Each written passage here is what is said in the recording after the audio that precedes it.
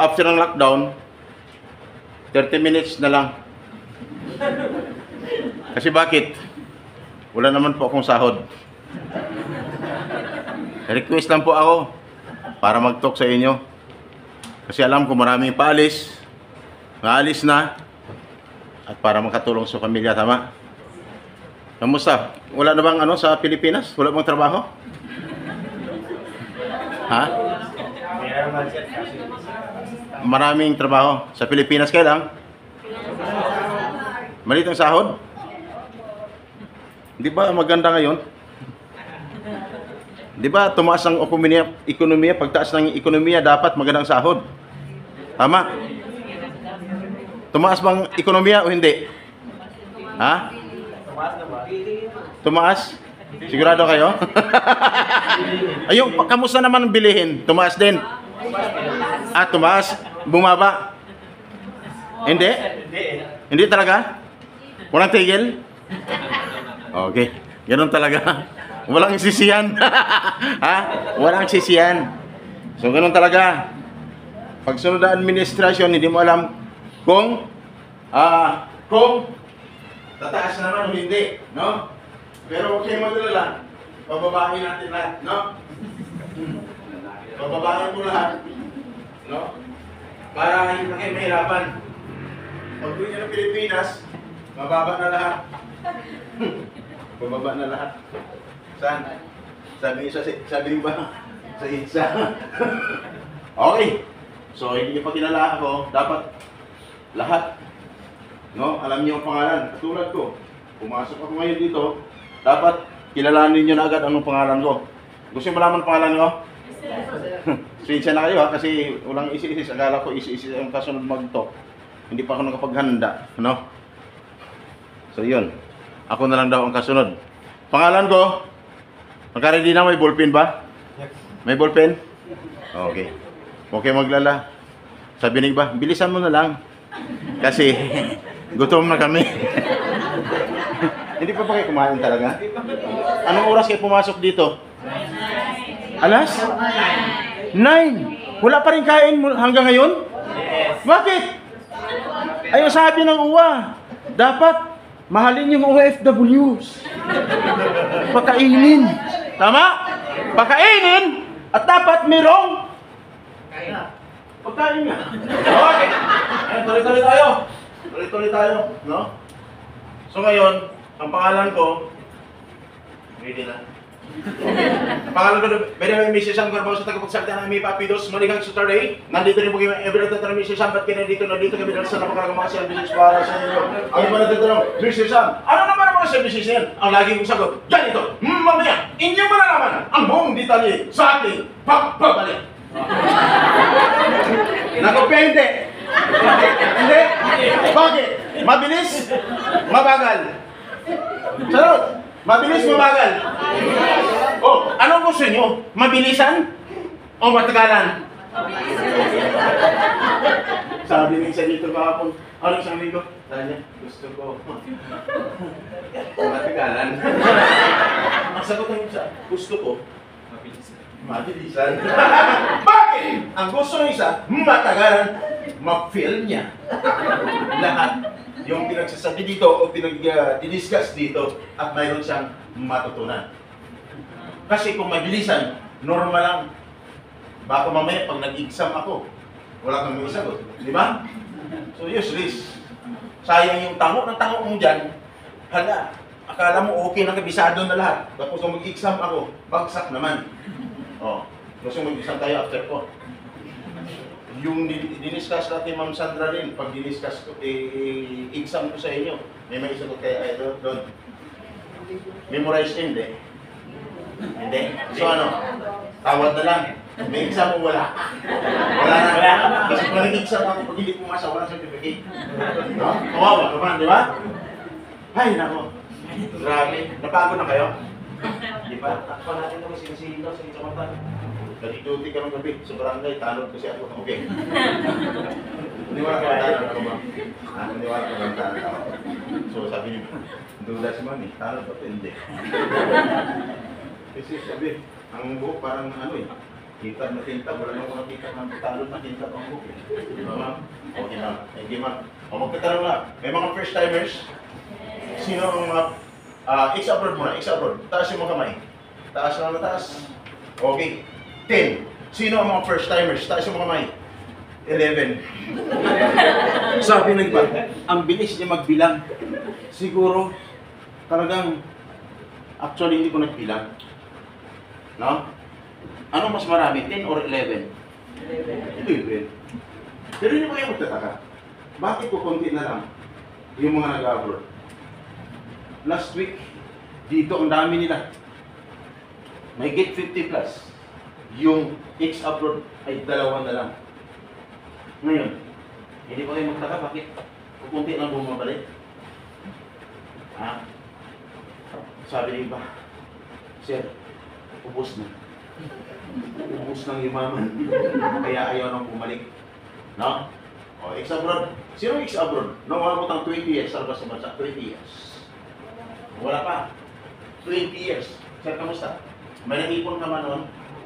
Anong naipon? Napundar mo, Sir? Bahay at lupa. Wow. Ilan ang anak mo, Sir? Isa lang. May asawa? Nasa Dubai. Oh. Kayo pa rin. Mabuti naman.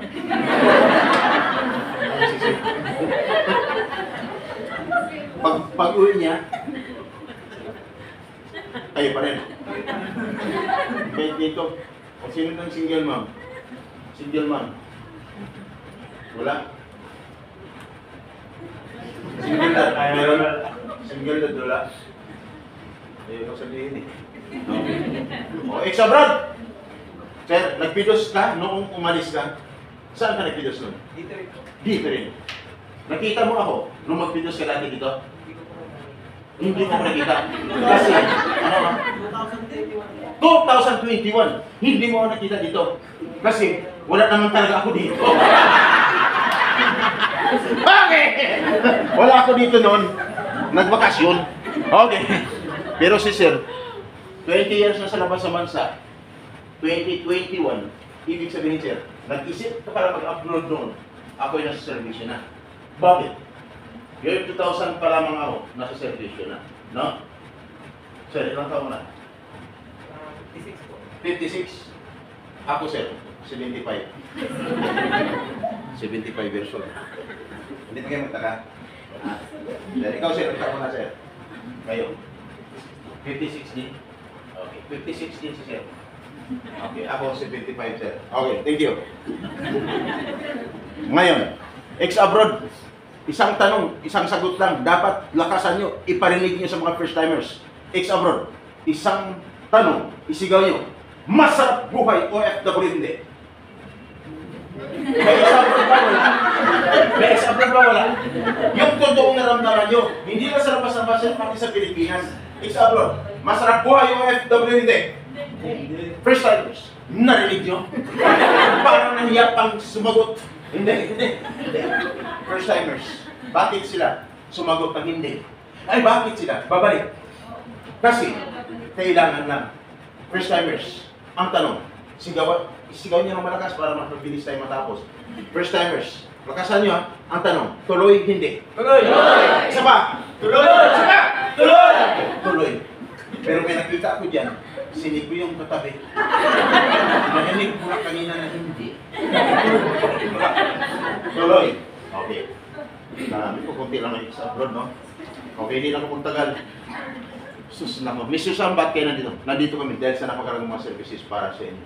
Sana lahat yung mga narinig niyo dito may apply niyo pagdating sa labas ng bansa. Bakit? Pag hindi mo na i-apply yan, pagdating doon at nakalimutan mo, ano pang usapan sa Pidos, normal lang, magtataka ka. Bakit ganito? Kaya bakit sabi ng ex-abroad, hindi masarap? Kasi may naging karanasan sila. Kung wala naman sila karanasan hindi maganda, sa ibang OFWs, nakita nila kung ano mangyayari sa labas ng bansa. Tama? Ano yun? Yung mga pagbabago sa pinirmahan dito sa Pilipinas. Kaya may Pidos eh. Ang purpose, malaman ninyo na hindi lahat pagdating doon ay nagtagumpay. Kaya dapat, lalo sa mga first timers, ihanda ninyo ang inyong mga sarili.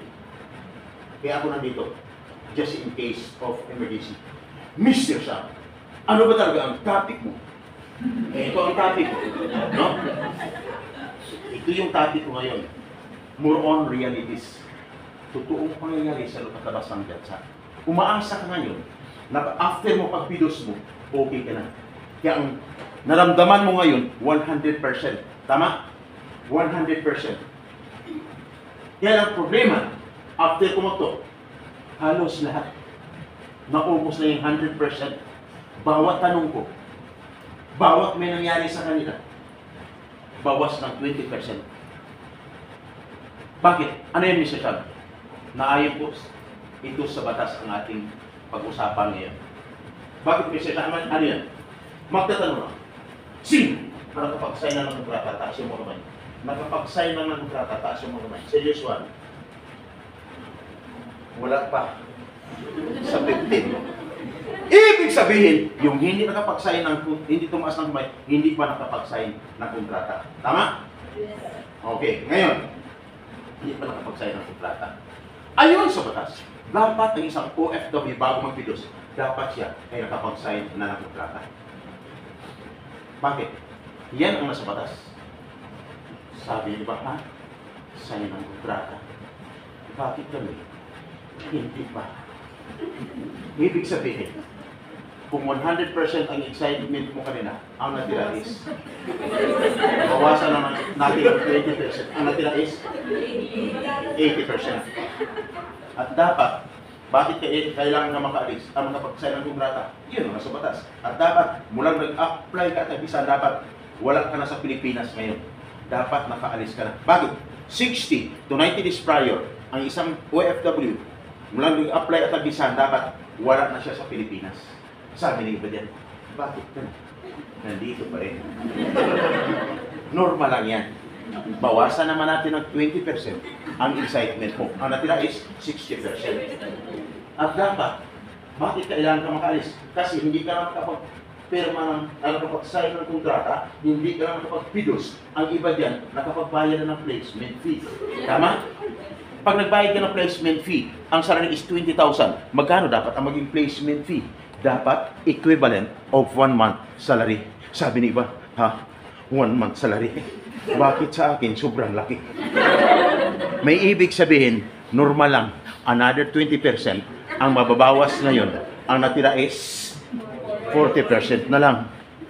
At dapat, pag magbayad, dapat mayroong kaukulang resibo. Sabi ni iba, ha? Resibo.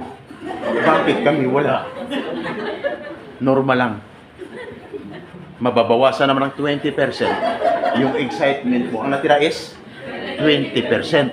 At dapat pag nagbayad sa ang lugar, sa Jollibee, sa Chowking, sa McDo, sa Max Mall Hotel, Restaurant, wala sa nabanggit ko na lugar, dapat sa loob ng agency. Sabi ng iba dyan, ha? Agency? May ibig sabihin, another 20% ang nababawas sa iyo ngayon. Ang natira is 0%. Problema hindi? Problema. Sumagot ulit ng pinakamalakas. Ang sagot, ang tanong, tuloy hindi? Tuloy! Isa pa? Tuloy! Tuloy. Sabi ng isa dyan sa katabi niya, tuloy ka pa ba? At dapat, pagdating sa labas ng bansa, may pagbabago man, dapat, ano gagawin? Mamaya. Mr. Sam, bakit nabanggit mo yan? Bakit alam mo? Yan ay isa sa paglabag sa batas ng Republic Act 1842 of Anti-Illegal Recruitment Code 10022 as amended of Anti-Human Trafficking Violation. Hindi pala basta-basta habang buhay na pagkabilang ang pagnahuli ang isang suspect. Kaya kung nangyari sa iyo sa labas, dapat i-inform mo ang inyong agency sa Pilipinas. I-inform nyo. Hindi alam ng agency, maraming gumagamit ng pangalan ng agencies. Ang purpose na kumita ng malaki halaga. Tama? Ang purpose, maiwasan na pag nahuli yung suspect, pag nakulong, kulong yung kausap mo doon sa loob ng agency. Dapat i-inform sila. No? Kawawa naman ang agency. Bakit? Anong maging kasalo? Accessories of that crime. Malinaw? O ngayon, Mr. Sam, paano naman pagdating sa labas ng bansa may pagbabago? Anong dapat namin gawin? Ay, di ba sinabi sa inyo kanina, tawagan nyo lahat ng mga number dito. Yung dami doon, di ba? Pero tandaan, hindi lahat doon sumusagot. Pag tinatawagan mo, ang sagot sa'yo, the number you dial is either unattended or out of coverage area. Please try your call later. Anong maramdaman mo? Ha? Wala ka ng kain-kain, wala ka ng sahod-sahod. Tapos, ganun lang isagot sa'yo. No? Mahirap? Hindi. Mahirap. So, ano dapat gawin? Tawagan ang agency sa Pilipinas. Dapat, bago mangyari lahat, agency nyo ang inform sa Pilipinas. Ang agency, nandyan anytime para sa inyo. Ang tanong, sigurado ba kayo? Gagawin naman. Eh bakit kung hindi nyo tinatawagan hanggang sa nagsara na lang agency sa Pilipinas? Wala pa rin. Problema no? Gano'n no? Ngayon, ano ang gagawin mo? May number ako na bibigay sa inyo. Yun ang tawagan ninyo. Just in case of emergency. Pag tinawagan nyo, 0948099970 at 0963543580, may makakausap kayo. Sino? Siya po ang aksyon sa inyong problema. Siya po ang kakatok sa inyong agency. Mag-iusap ng maayos. Diplomasya, ang purpose lang, mapabilis ang pag-solve ng problema. Nasalit mo sa problema, ipaupaya sa matagal na proseso hanggang sa makarating sa abogado. Yung pala, ang nangyari, natalo na, ikaw pa nagreklamo, magbayad ka, manalo o matalo, magbayad ka sa abogado. Tama? Yan, sa number na yan, libre. At lifetime pa ang servisyo. Ayos? Sinong gusto? Sa mga number na yan, madala. Taas yung mga kamay. Baras! Thank you. Sino ang gusto umuwi ng Pilipinas na tagumpay? Taas yung mga kamay. Taas. Okay. Sino gusto umuwi ng Pilipinas na may kalampiran sa pamilya? Taas yung mga kamay. Sa hindi tumaas ng kamay. Bahala. Okay. Mr. Sam, gaano katotoo yung sinasabi niyo? Okay, ganito. Ngayon, ganito. At sino ang makausap namin doon? Gusto niyo malaman kung sino? Gusto niyo malaman? Walang iba kung hindi ako ang makakausap niyo. Nangyari kay Sara Balabagan.